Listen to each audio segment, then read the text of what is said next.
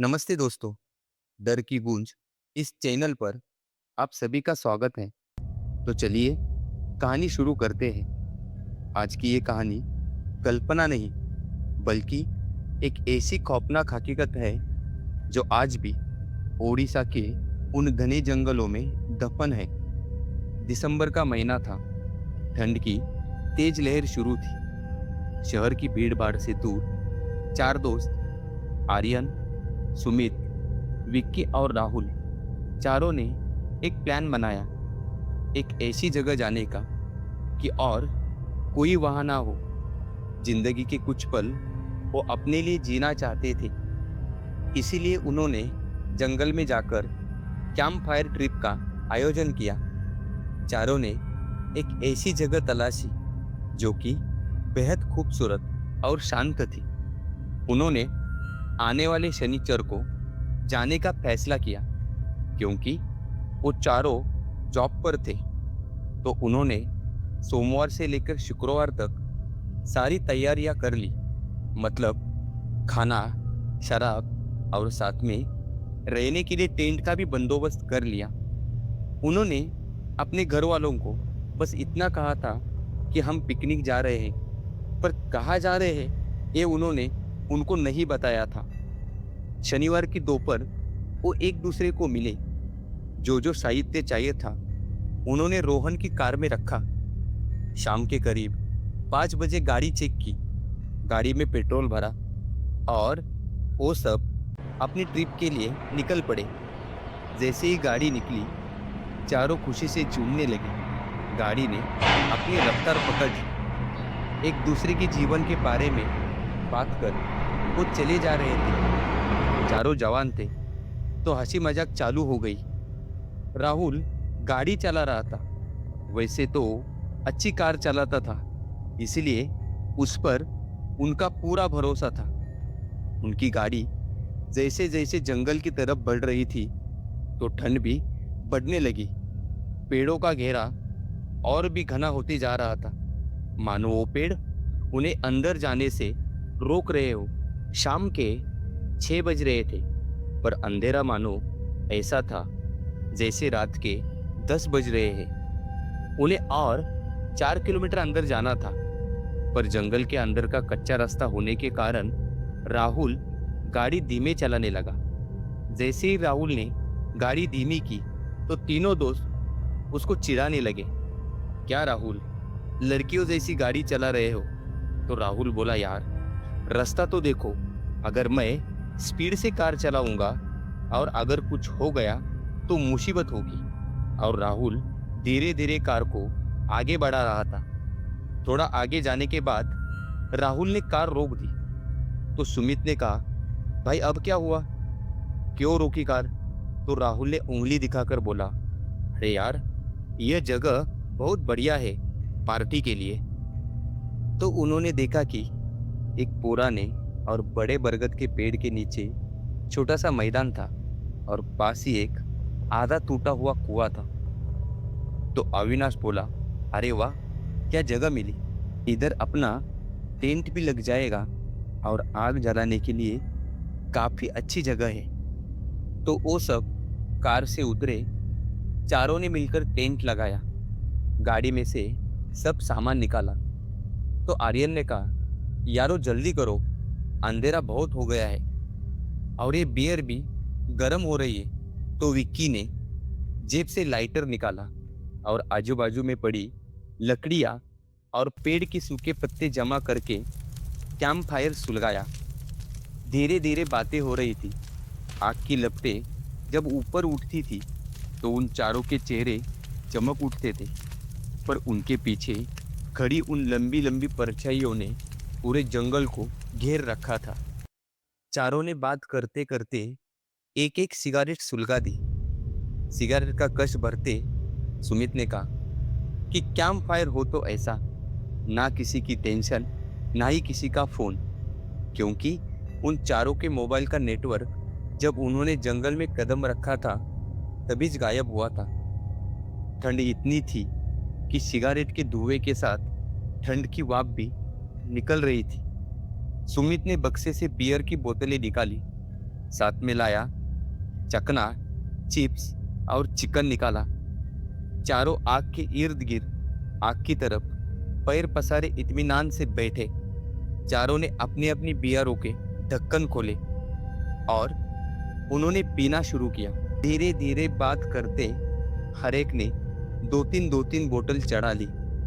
जैसे जैसे नशा चढ़ने लगा, हंसी मजाक ज्यादा शुरू हुआ। सब उस पिकनिक का मजा ले रहे थे, पर आर्यन को बार बार ऐसा लग रहा था कि कोई तो हमारे सिवा भी यहाँ है। उसने सबको शांत रहने का इशारा किया, पर कोई आवाज नहीं आ रही थी सिवा रात कीड़े के। राहुल आर्यन को बोला, यार कोई नहीं है अपने सिवा। तो आर्यन ने कहा, जंगल में जब सन्नाटा हद से ज्यादा बढ़ जाए तो समझ लेना कि कुछ तो गलत हो रहा है। पर फिर सबने उसका मजाक उड़ाया। उतने में विकी ने कहा, चलो कुछ कहानियां सुनाते हैं, हॉरर वाली, मजा आ जाएगा। पर आर्यन ने मना किया कि नहीं, हॉरर कहानी नहीं, दूसरा कुछ करो। पर बाकी तीनों नहीं माने और एक एक ने कहानी सुनाना शुरू किया।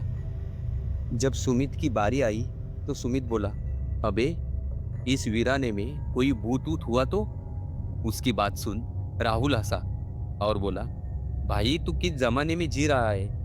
भाई इस जमाने में भूत नहीं होते, सिर्फ लोग डराने के लिए कहानियां बनाते हैं। तभी विकी ने अपनी आवाज धीमी की और बोला, तुम्हें पता है इस जंगल को बीट नंबर 44 कहते हैं। यहाँ 30 साल पहले एक फॉरेस्ट ऑफिसर रेंजर दिवाकर प्रधान गायब हो गया था और उसने अपनी जान बचाने के लिए इसी जंगल में कई पनाह ली थी, पर वो कभी वापस नहीं लौटा।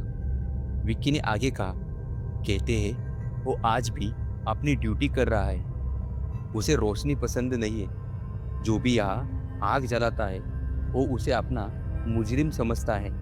यह सुन राहुल ने कहा, मस्त कहानी थी यार, सुन के मजा आया। और वो तालियां बजाने लगा। पर विक्की ने कहा, यार ये कोई कहानी नहीं बल्कि सच है।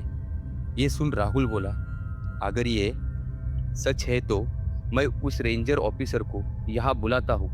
क्योंकि राहुल को जरा ज्यादा चढ़ी थी और मजाक करने के वास्ते उसने जोर से चिल्लाया, अरे रेंजर भाई, ठंड बहुत है, यहाँ आओ, हमने आग जलाई है और साथ में बियर भी है, थोड़ी बियर पी लो तो तुम्हारी ठंड उड़ जाएगी। और वो जोर जोर से हंसने लगा और उसने कहा, देखा विकी, कोई नहीं है, यह सिर्फ एक कहानी है। अगर कोई रेंजर होता तो अब तक वो आ जाता। तो विकी ने उसे शांत रहने के लिए कहा और बोला, यार किसी का मजाक नहीं करते। फिर भी राहुल ने नहीं माना और वो जोर जोर से चिल्ला के उस रेंजर ऑफिसर को बुलाने लगा। तभी अचानक दूर कहीं से एक तीखी सीटी की आवाज आई। वो सीटी की आवाज सुन सब जम गए।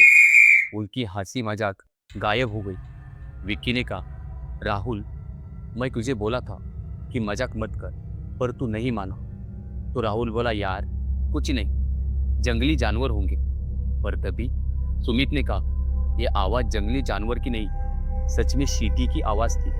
किसने सीटी बजाई ये देखने के लिए उन्होंने अपनी टॉर्च जलाई, इधर उधर देखा।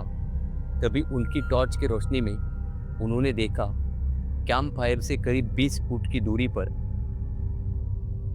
एक ऊंचा साया खड़ा था। उसका चेहरा देखकर राहुल जोर से चीखा। उसके चेहरे की खाल दाहिनी तरफ पूरी तरह से गल चुकी थी, जिससे उसके जबड़े के दांत साफ दिख रहे थे, मानो वो क्रूर मुस्कान दे रहा हो। उसकी बाई आंख गायब थी। वहाँ सिर्फ एक काला गड्ढा था, जिसमें से काला तरल पदार्थ बह रहा था। लेकिन उसकी दाहिनी आंख वो किसी मरते हुए जानवर की तरह मटमैली और पीली थी, जो बिना पलक झपकाए उन्हें घूर रही थी। उसका शरीर असामान्य रूप से लंबा था, कम से कम 7 फीट। उसने पुरानी धूल से सनी खाकी वर्दी पहनी थी। उस वर्दी में सुराख थे और उन सुराखों में से उसकी पसलियां दिख रही थी। वर्दी का रंग अब खाकी नहीं बल्कि पुराने सूखे खून की वजह से गहरा कत्थई ब्राउन पड़ चुका था। उसके सीने पर लगा नेम प्लेट पीतल का था, जो चांदनी रात में रह रहकर चमक रहा था, जिस पर धुंधला सा लिखा था दिवाकर प्रधान। उसके हाथ इंसानी नहीं लग रहे थे। उसकी उंगलियां असाधारण रूप से लंबी थी और नाखून चील के पंजों की तरह काले और नुकीले हो चुके थे। उसके दाहिने हाथ में एक भारी जंग लगी फॉरेस्ट की कुल्हाड़ी थी। उस कुल्हाड़ी के दस्ते पर पुरानी खाल लिपटी हुई थी, शायद उन शिकारियों की जिन्हें उसने मार गिराया था। जब वो कुल्हाड़ी को जमीन पर घसीट रहा था तो पत्थर से टकराते चिंगारियां निकल रही थी। उसके पैरों में भारी कॉम्बैक्ट बूट थे, लेकिन ताज्जुब की बात यह थी कि जब वह चलता था तो सूखी पत्तियों की टूटने की आवाजें नहीं आती थी, बल्कि जमीन के अंदर से एक धप धप की गूंज सुनाई देती थी, जैसे कोई भारी चीज जमीन में धंस रही हो। उसके पैर के पीछे खून और कीचड़ के निशान बन रहे थे, जबकि आसपास कहीं पर भी पानी नहीं था। उसकी वर्दी में से सड़ी हुई मिट्टी और केरोसिन की गंध आ रही थी। अचानक कैंप फायर की आग बुझ गई। जैसे ही कैंप फायर की आग बुझी, चारों तरफ घना अंधेरा छाया। वो दोस्त एक दूसरे को नहीं देख पा रहे थे। तभी सन्नाटे को चीरती हुई क्लिक क्लिक की आवाज आई। ऑफिसर दिवाकर प्रधान ने अपनी वो पुरानी टॉर्च जलाई, पर उस टॉर्च की रोशनी सफेद नहीं बल्कि खून जैसी लाल थी।